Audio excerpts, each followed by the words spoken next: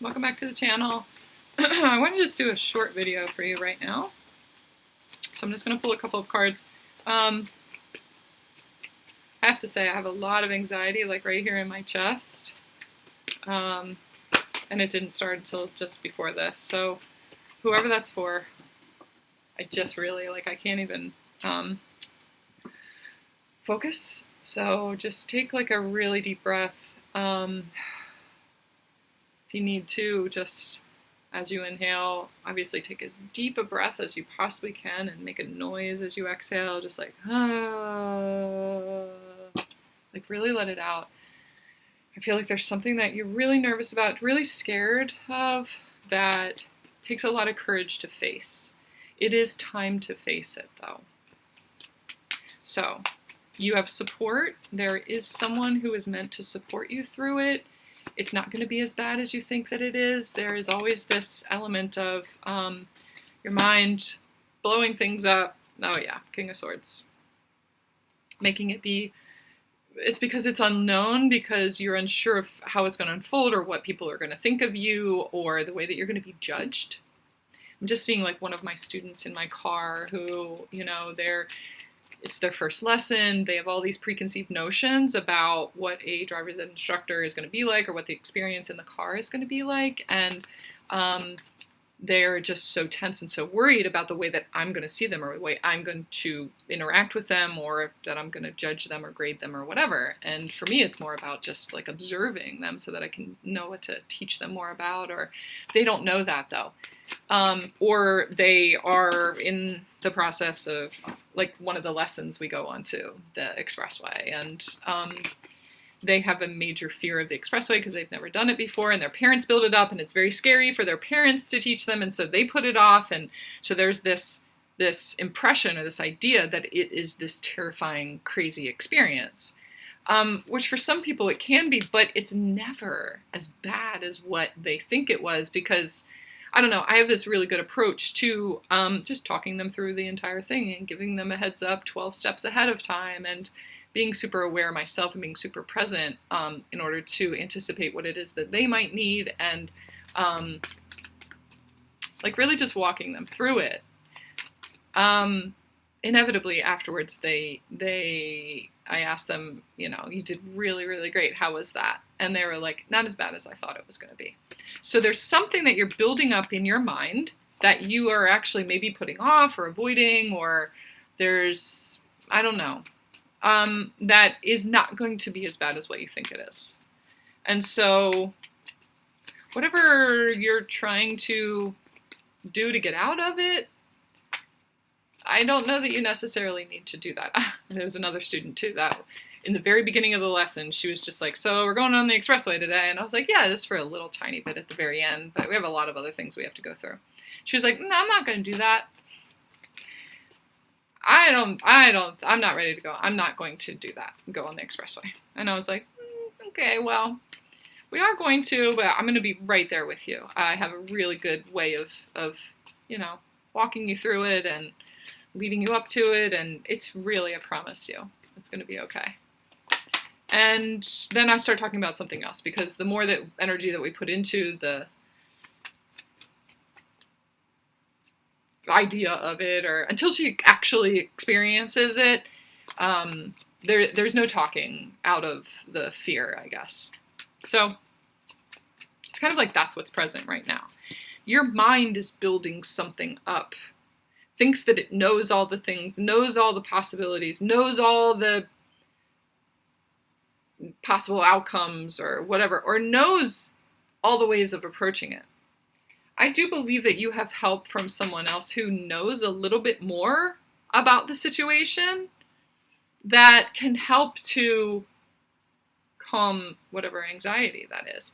There is someone that you need to talk to about it that has more of an expertise or something like that can see a little bit more about it, or there's some sort of anxiety that you have that you don't even know where it comes from. Someone like me, I have the ability to put puzzle pieces together in order to help you to see a different option or a different way of looking at it, or where that's possibly coming from.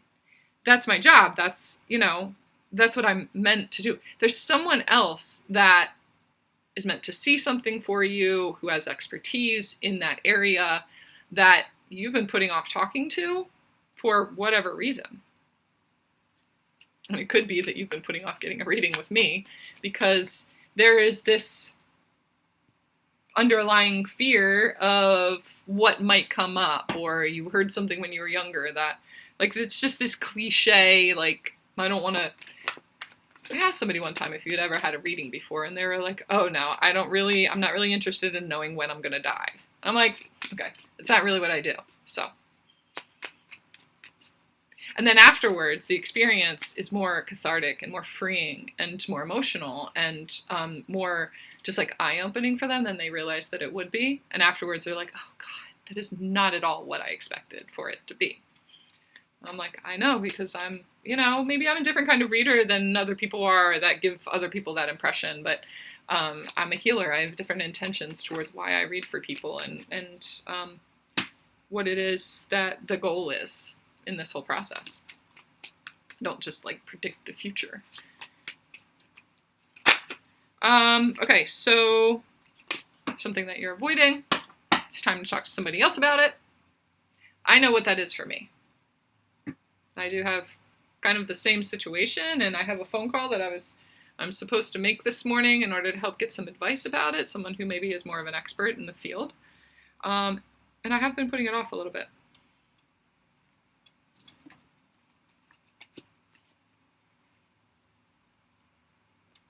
Success. This is success. Like it's like exactly what I was just talking about. Like there is this, it is going to feel better. This Six of Swords over here. This is peaceful. This is like calmer waters. Sometimes this is moving also, some sort of movement. There is something that is going to help you to move forward. Whatever it is in this conversation with whoever this person is, it is going to free something in you. It's going to create a union experience in you. This collaborative, we're in this together, this connecting with another person who is like contributing to society the way that they are meant to. And it helps you to do the same thing. Part of what you contribute to society is a peaceful kind of presence. When you're in that anxious state, there's some sort of fear that's keeping you from your peace.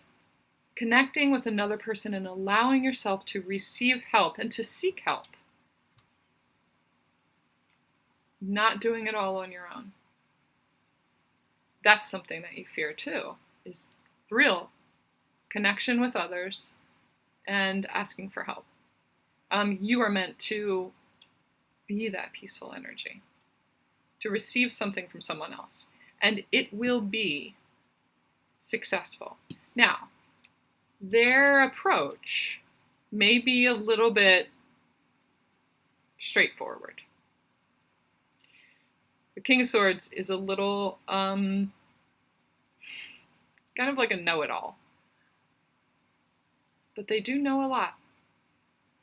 And just know that, this hawk here, this higher knowledge, it is guiding you to that type of person. Kind of removes the emotion from it just a little bit, because there is too much emotion being fed into it. That's what's feeding the anxiety. And so when you come across someone who is a little bit more straightforward about it and doesn't have as much personal, emotional energy invested in it, it helps to put you into that place too. And it's just like, let's just look at this from a kind of technical standpoint. There is this thing, this aspect of it that you overlooked, and like, you're not even going to need to do this thing over there. This thing that you're so scared of over here, you're not going to even need to do that, because there is this, like, not loophole, but there is this aspect of it that you're like, oh. Feels like a relief. And right now I feel that relief in my chest. So, do that. Okay? It's like this renewed sense of like feeling again, like feeling happy, feeling flow. There is this feeling of flow afterwards. And like, I don't know. Love. Hope. Oh, there's some hope in it. That's what this is. Well, that's interesting. There's this feeling of hope. Oh, it's not as bad as that. Oh, I can do that. I am stronger than I thought. Or, and there is emotion in that. But it brings you back to a place of being able to feel again. That anxiety is a block to feeling whatever it is that's underneath of that. Feeling alone. That's what it is. Is this anxiety, is feeling alone in this situation that you're scared of that someone else is meant to help you with. But there is this fear of being alone that actually isolates you and keeps you from connecting with others. You're afraid of how you're going to be perceived or how you're going to be looked at or whatever, but you can't fully connect with another person that's meant to connect with you and help you unless you kind of put yourself out there at risk of, I don't know, being told you're doing it wrong or you're not good enough or whatever it is. Okay? It does renew this hope in you. Okay? That was on the bottom of the deck. So that's a little hidden. That's not something that you realize would possibly be the outcome of this thing, is this hope in the power of your emotions, the power of you, and the way that feeling peace feels, the value of that.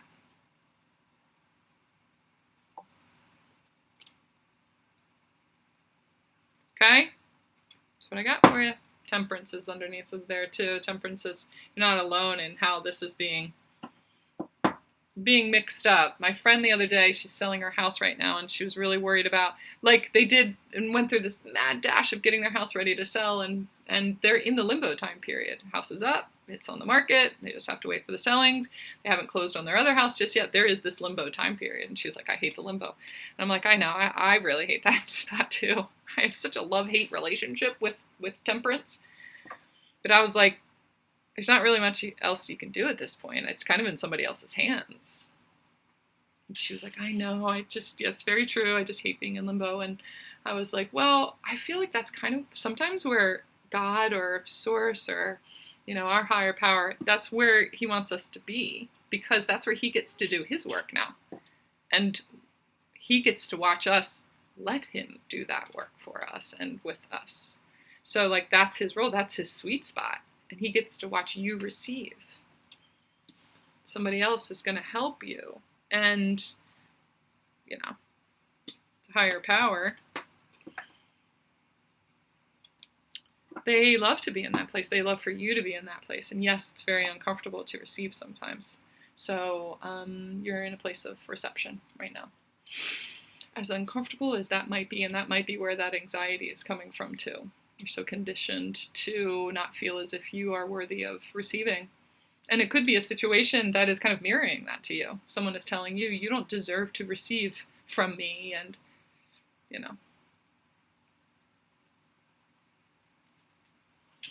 Anyway.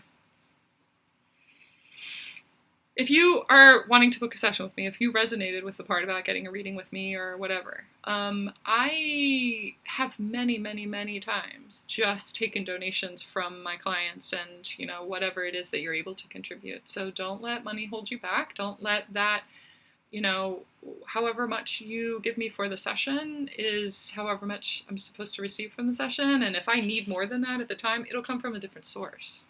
So don't let that hold you back either. If you need me, if you need my help, if you need my expertise in seeing whatever pattern needs seen, that's my job. So, or if you need coached through a certain